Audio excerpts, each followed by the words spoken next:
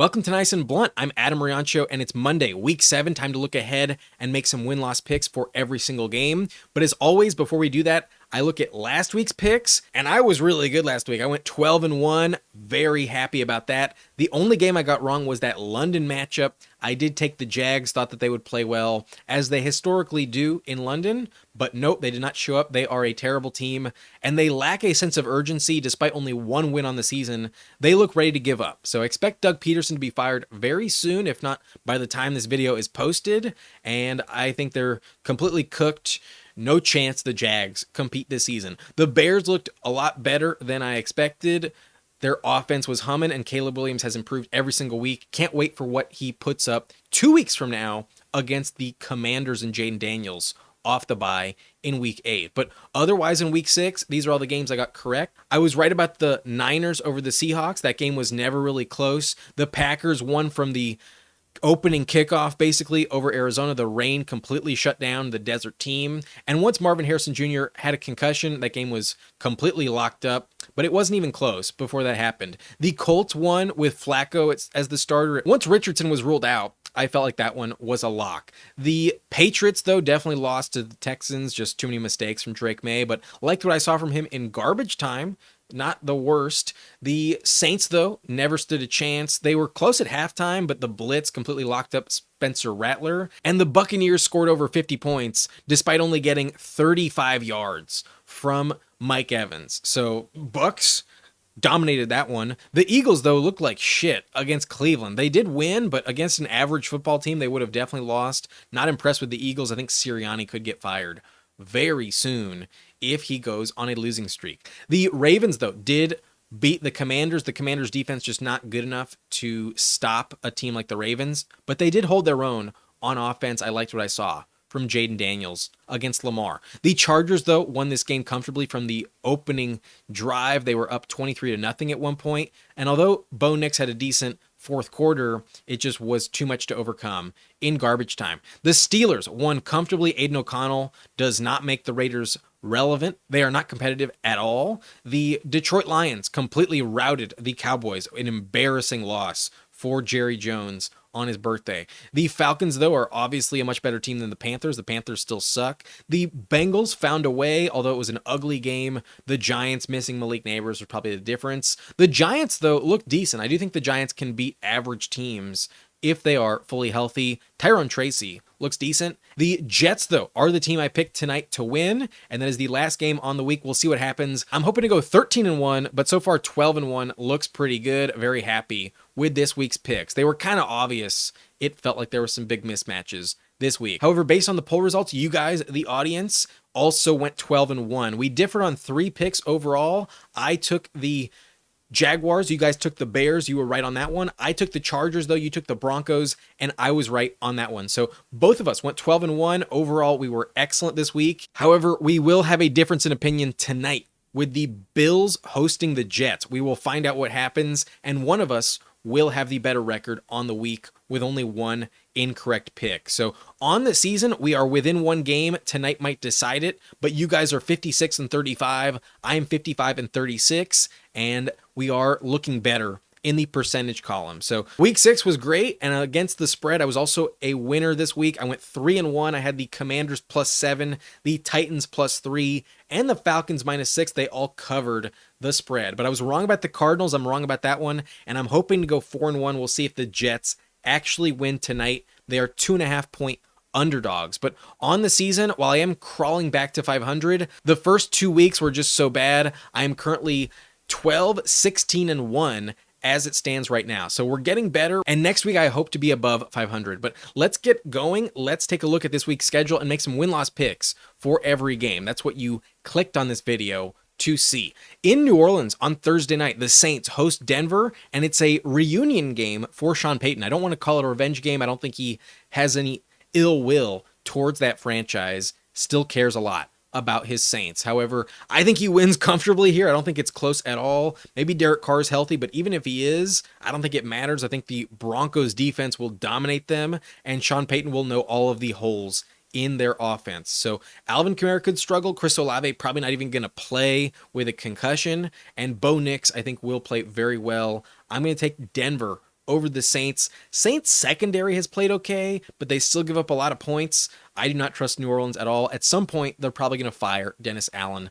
This season, I still think I was right early in the year to have no belief in the Saints long term. Give me Denver over New Orleans. That one, I think, is a lock. In London, though, I have no confidence in the Jags. The Patriots are coming to town, although the Patriots suck. It's not a long flight. There's not going to be that much jet lag. And Drake May will move the ball. I think the Jags defense is going to completely give up. They have no interest in playing, tough football. And I just don't think this team is competitive at all. They're very soft in general. So I think the Patriots are better coached, and I think they're far more motivated to play well. I do think Drake May will get the win. The North Carolina quarterback over the Clemson quarterback this week. Give me the Patriots in London over Jacksonville. Doug Peterson gets fired. In Atlanta, the Falcons host Seattle, and the Falcons, I think, are the much better team. Overall, I prefer their roster. Their defense has been a bit more consistent, and the Seahawks defense, while it's very injured, I'm not convinced it gets healthy for this game. They have to travel.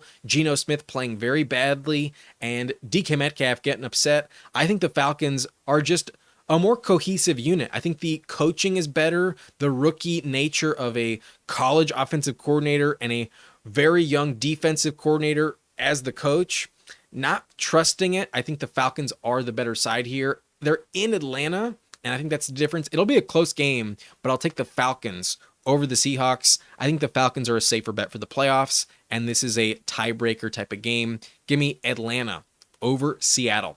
In Buffalo, though, there is no way Josh Allen's losing this game. I think he loses his third straight tonight, but even if he doesn't, they're only going to be 4-2. They're going to be very motivated for another win, and the Bills usually win in knockout fashion against bad teams like this. So Will Levis will make some mistakes, but I think from the jump, the Bills are going to dominate them. It'll be like 28-0 at halftime. I think the final score is like 45-10.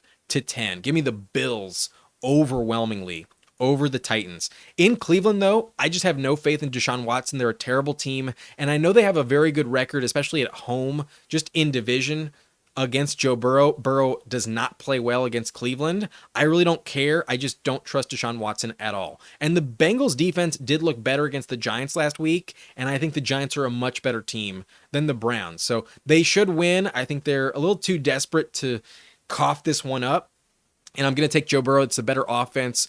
Chase Brown is playing well, and I know Nick Chubb is expected to come back, but I just don't think it's enough to overcome the Deshaun Watson quarterback situation. So give me the Bengals. I know it's a divisional rivalry, and it usually goes Cleveland's way, but this year it will not. Give me Joe Burrow over Cleveland.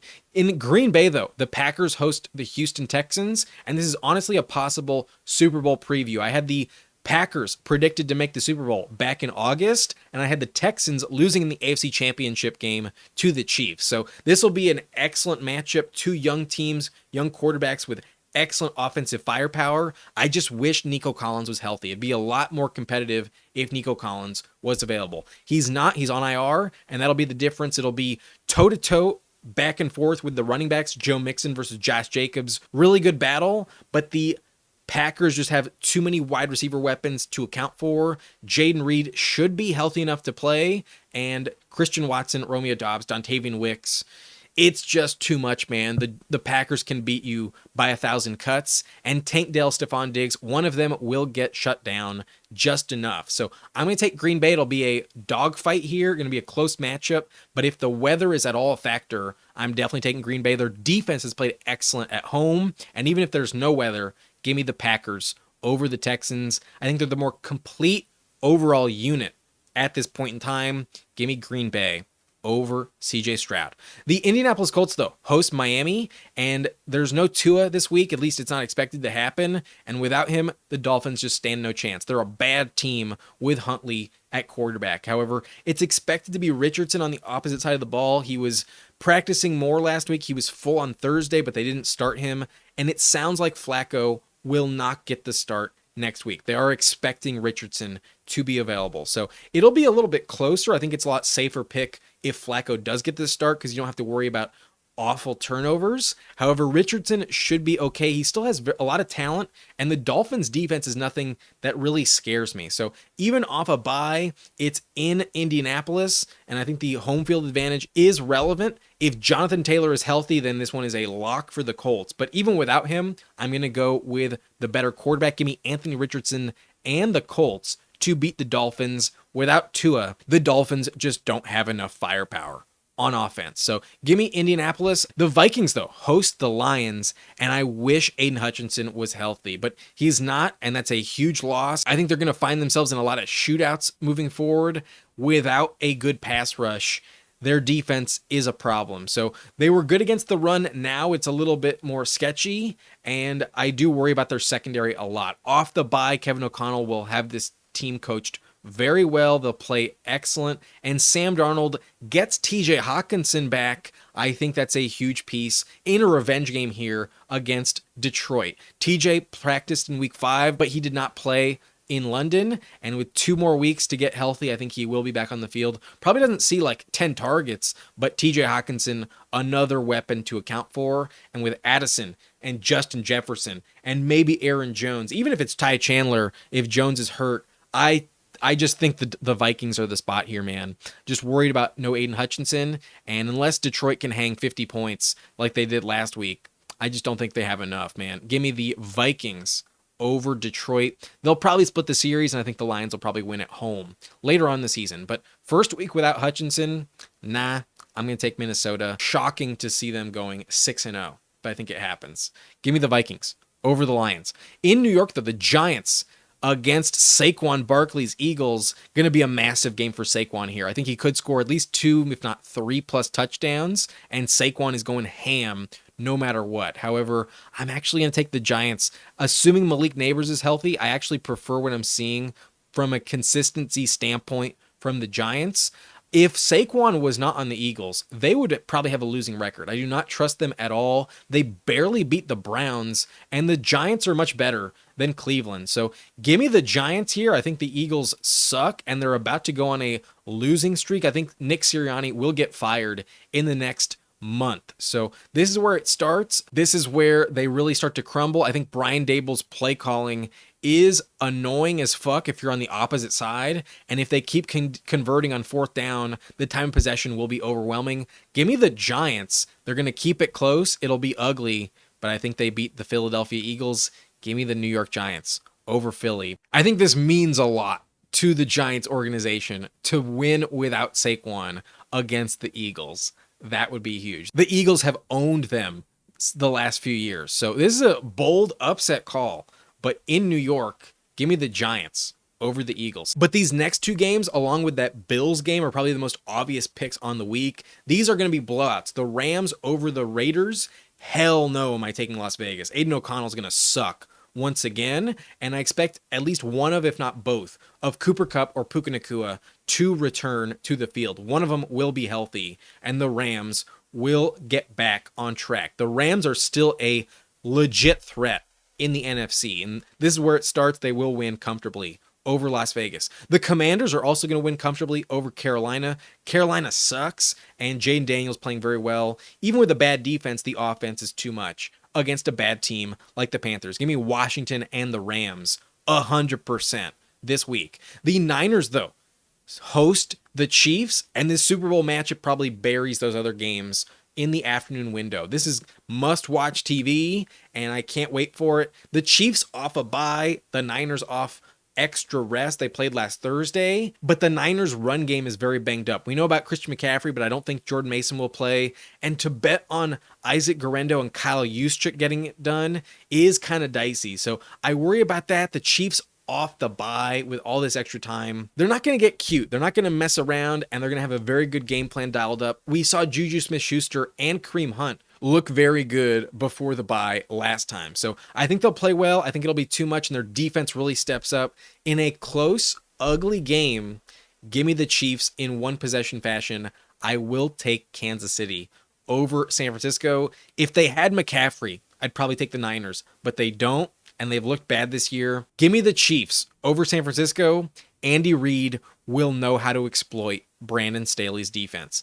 In Pittsburgh, though, on Sunday night, the Steelers host the Jets. And although I like the Jets tonight, I don't think they win 2 in a row. Give me the Steelers here. I think they have the better defense, better coach, better cohesion. And I do think Justin Fields will play well. I'm still not convinced that Breece Hall is back and actually incorporated in this offense. So I will mention this is the one game I could see myself changing my opinion on. If the Jets look fantastic tonight before I see them in week 6, I might pivot to the Jets. But I think the Steelers are the side here. I think the Steelers will win. They're not going to lose it like they lost that Cowboys game a couple weeks ago on Sunday night as well. So give me Pittsburgh. I think the Steelers win. I think they're the better overall team over the Jets.